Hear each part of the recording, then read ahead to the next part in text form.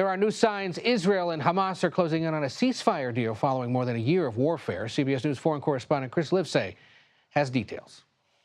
Well, for the first time in a long time, there is renewed optimism that a deal could finally be reached for a ceasefire in Gaza in exchange for the release of hostages. John Kirby, the White House spokesman, says they are cautiously optimistic in Washington that a deal could be reached. Also, a Hamas source tells the Washington Post that Hamas is giving up its demand for the IDF, that's the Israeli military, to end the war first and to completely pull out of the Strip.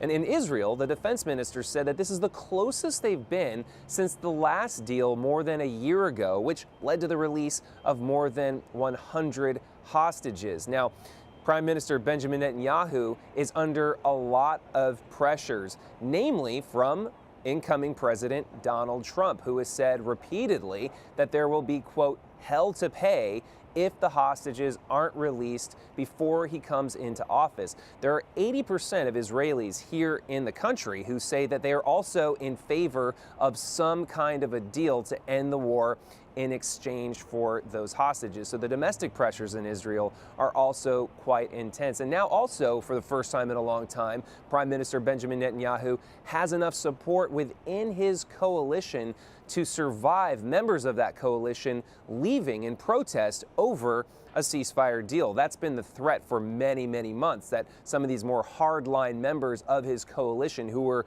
against a deal to end the war would walk out, and that could topple his government. But now Prime Minister Benjamin Netanyahu has the support to survive that kind of a thing. And so for the first time, we're seeing more and more hope that a deal could come through. That said, we also spoke to family members of the hostages. We spoke to the father of two of those hostages who have been held for more than a year now. We asked him if he's optimistic, and he told us he's had his heart broken so many times in the past that he won't believe it until he sees it with his own eyes, until he sees his two boys walking across the border with Gaza and into Israel. Back to you.